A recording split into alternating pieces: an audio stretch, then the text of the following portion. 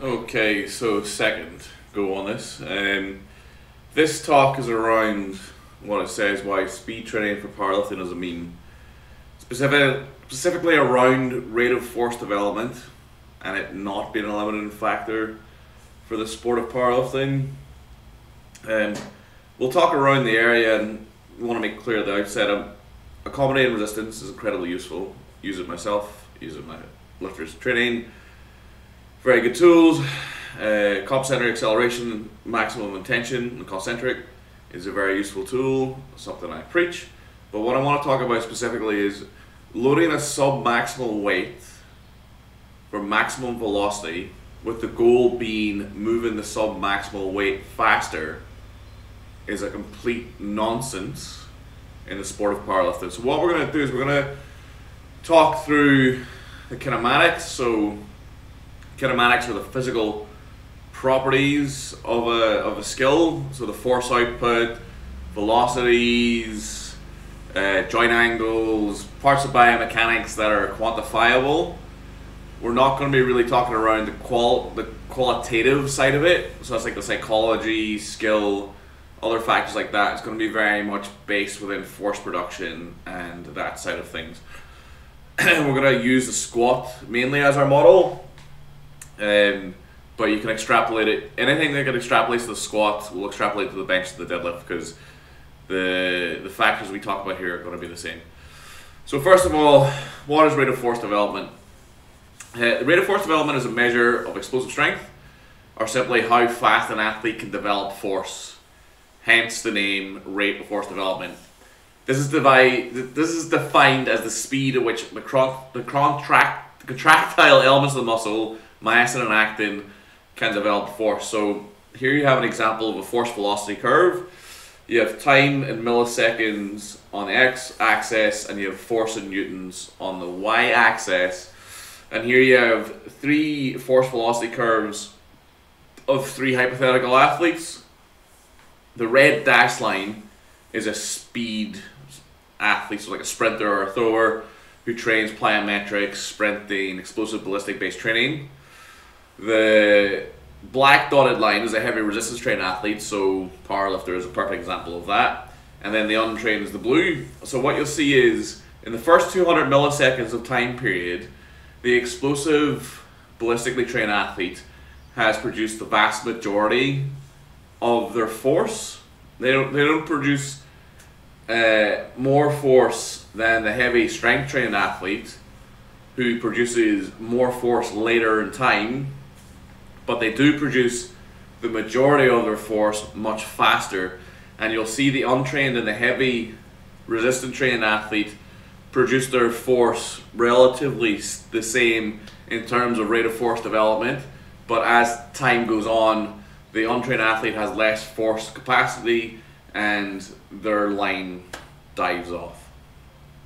So this is just like archetypically what you would look for in a sport where time for force production is limited. So for example, in a sprint event, top flight sprinters, they have about 100 to 150 milliseconds of contact time to produce force. In an event such as like rugby, where you're trying to beat somebody, maybe you're going for the try line, your defender is trying to cut you off, so you've got maybe 10 meters of space and they've got the same 10 meters of space to try and cut you off. You've got to try and cover that distance faster than the person who's trying to tackle you. You've got to complete your workload quicker, and in that scenario, rate of force development is a limiting factor. Within most sports, rate of force development or power and speed when it comes to the actual physical qualities that we want to develop in an athlete are probably the most important things when it comes to the strength and power aspect of the program. There isn't a lot of sports where maximum strength's a limiting factor or something that we're actually too worried about. It's something that we use to help us develop the speed and power element. Okay, so now we actually bring this into a context that's specific to the sport. We're going to look at the kinematics of squat. So on the left here we have bar speed during the squat. We have the pre-sticking region, so this is the concentric obviously. We have the pre-sticking region We have then the sticking region, which is known as the sticking point. We have the post-sticking region when the lifter gets through the weakest position, which is known as the sticking point, or it's called the sticking region in this graph. And you can see that peak velocity is achieved well after the lifter has got through the sticking point. So this is like, this area, the pre-sticking region and especially the sticking region, are the two most important areas in the sport of powerlifting, because these are the two, this is the limiting factor in bench, deadlift, and squat. So depending on the lift and the implement, when you're doing a sumo deadlift with a deadlift bar, or a conventional deadlift with a power bar, an Lyco power bar, where that sticking point is going to be different. So it's specific to the lift, it's specific to the anatomy of the lifter, and it's specific to the conditions that we're lifted at. For example, like an unlimited ply squat is going to have a different sticking point than a close stance raw squatter. So that's where you need to know where that is specifically, and if you want to employ any form of tactics to try and overcome that as the limiting factor, then you need to know where that is and how you're going to try and overcome it.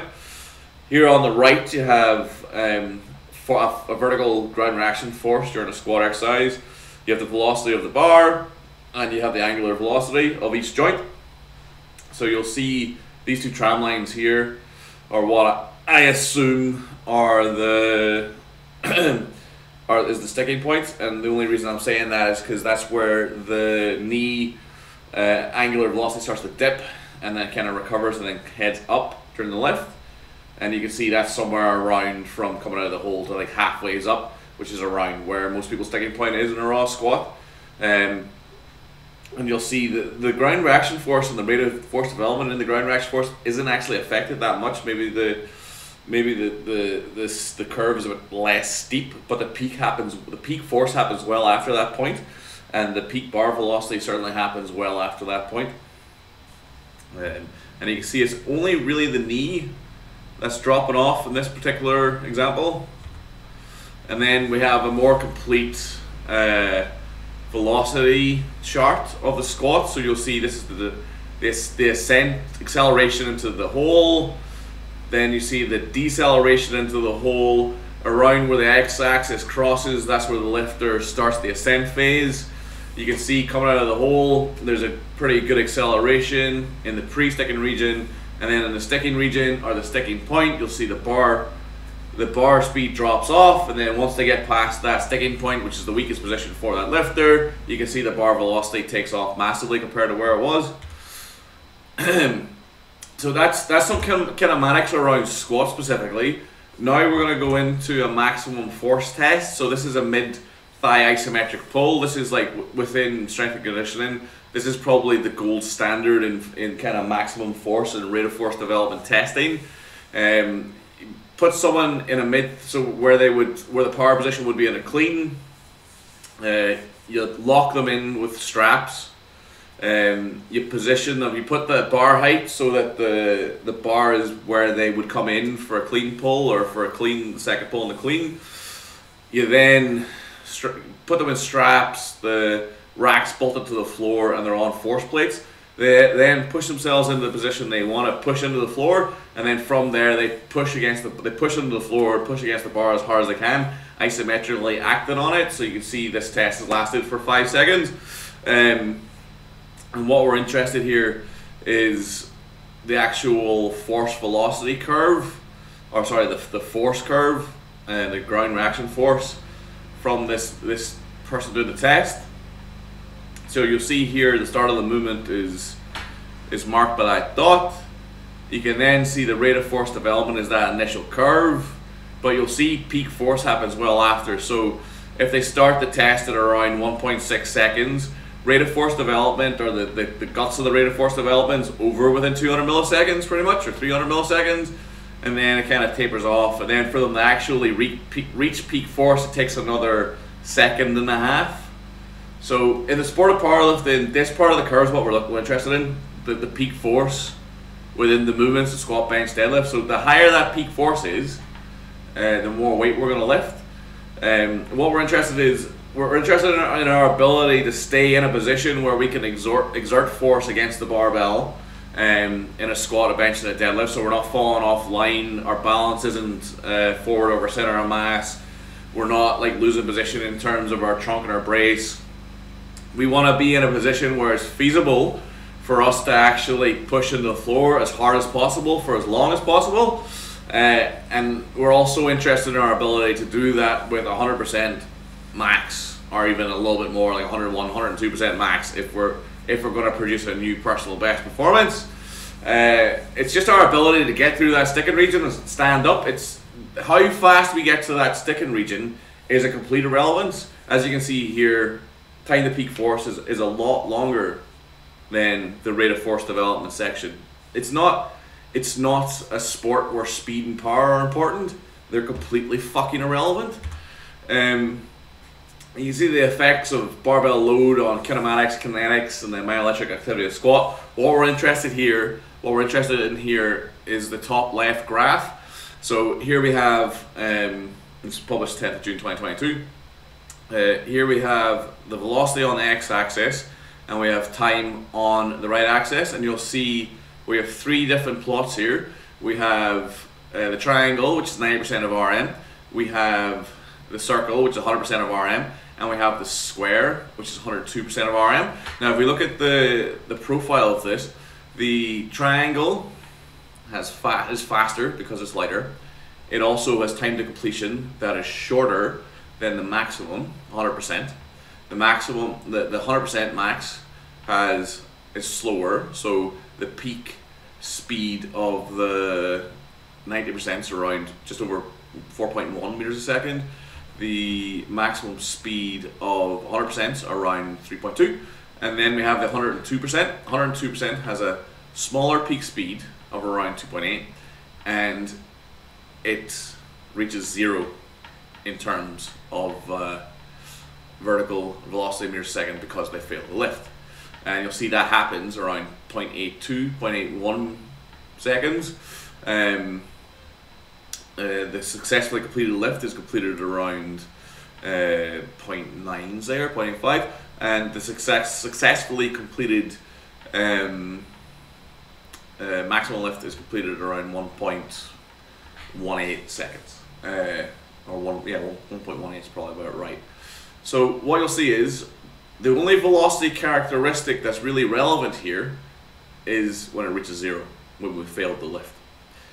On 90% and 100% of maximum velocity, the lighter weight moves faster, no shit.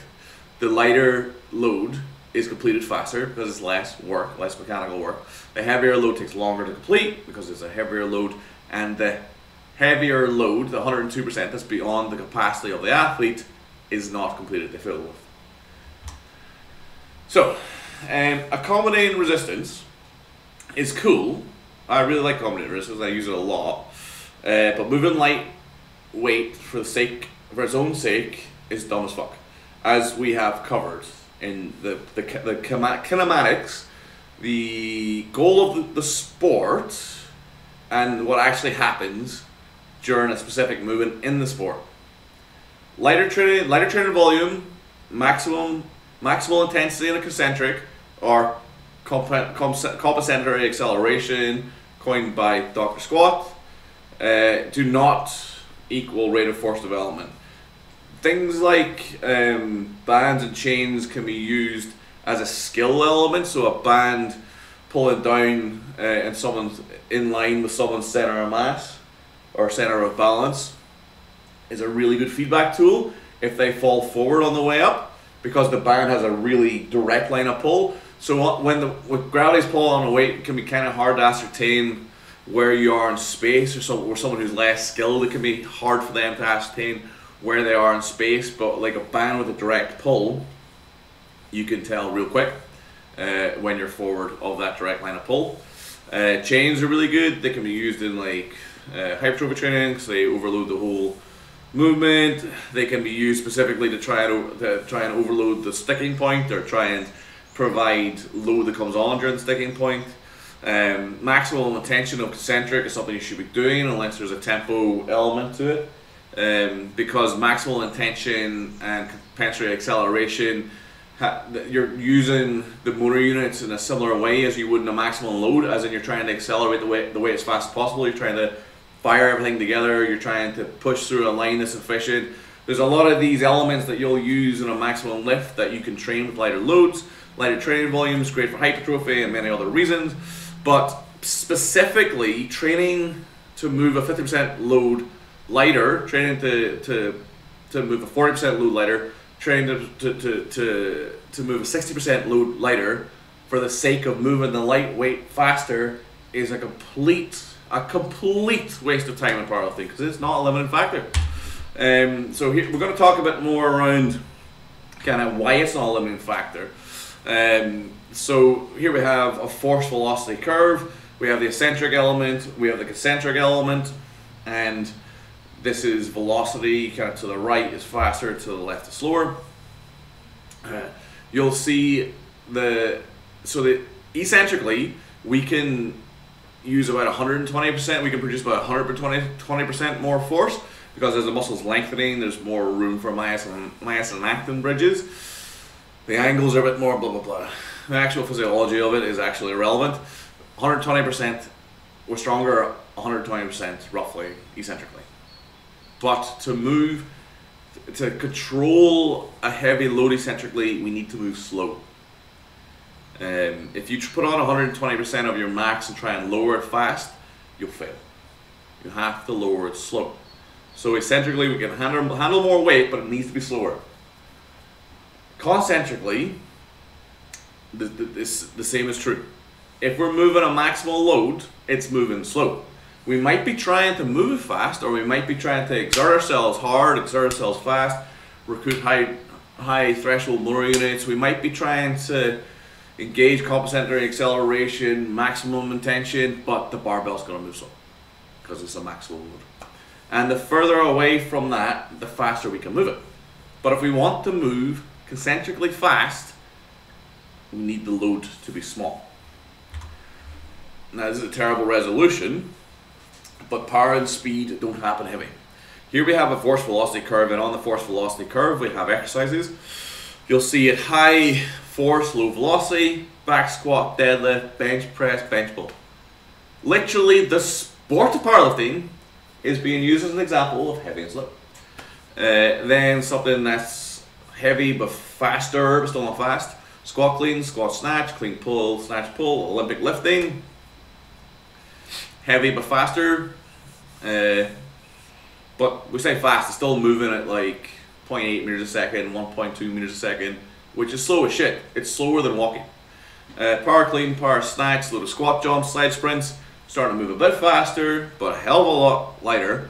Maybe moving at 1.8 to maybe 3 meters a second, still slow as shit. Sled sprints can move faster. Box jumps, hurdle jumps, depth jumps, single leg hop jumps. Plyometrics, probably not loaded, maybe loaded very lightly. Moving a bit faster, and then sprinting, finally moving fast for a human, but unloaded or potentially even like overspeed, where you're actually taking load away. And the same can be done with plyometrics, where you take load away to provide like an overspeed effect. The effectiveness of overspeed is probably debatable, but if you want to do that, you take load away. So if you want to move faster, you take load away. That's the whole point of this graph. If you want to move faster, you gotta take load away.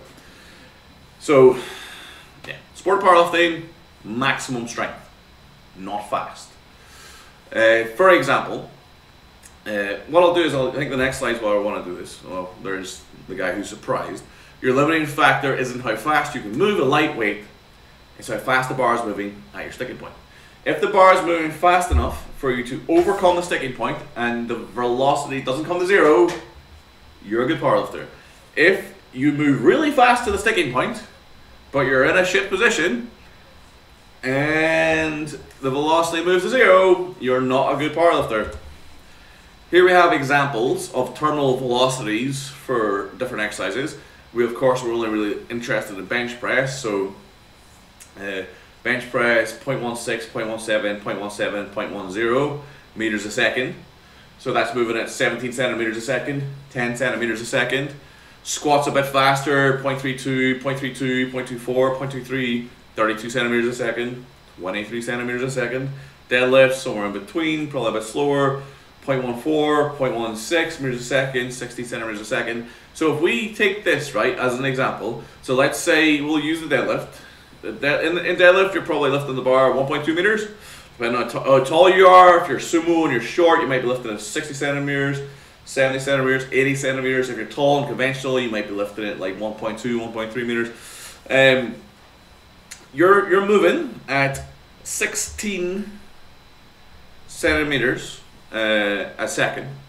Let's say it takes you 5 seconds to complete the lift because it's a 1 rep max, and as we'll discuss, that's about correct, like 2 to 4, maybe 5 seconds.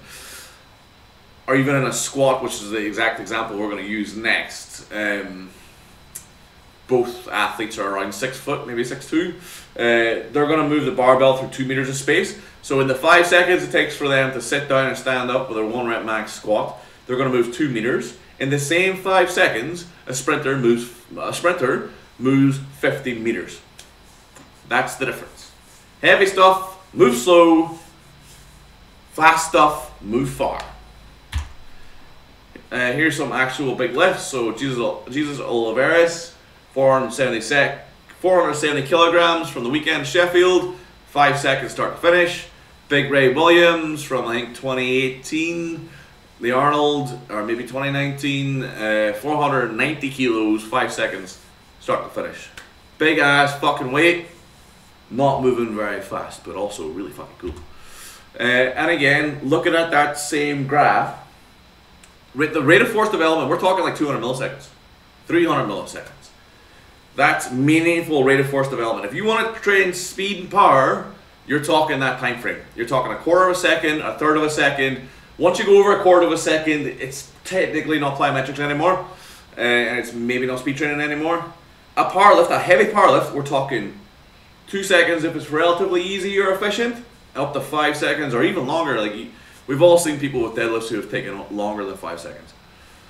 And as we'll discuss, you have 60 seconds to complete the lift, which is a fucking eternity. Also, there is no flight phase, so you have the entirety of that time to produce the force.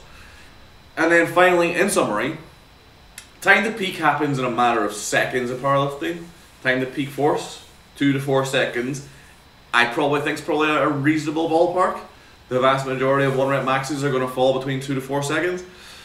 Rate of force development is measured in milliseconds and is a limiting factor when to produce force is a factor, for example, top flight sprinting, where contact ground time is less than 250 milliseconds. Specifically, in elite sprinters, it's 100 to 150 milliseconds. That's a tenth to slightly less, maybe like a ninth of a second. Tenth to an eighth of a second. In powerlifting, you have 60,000 milliseconds to complete the lift.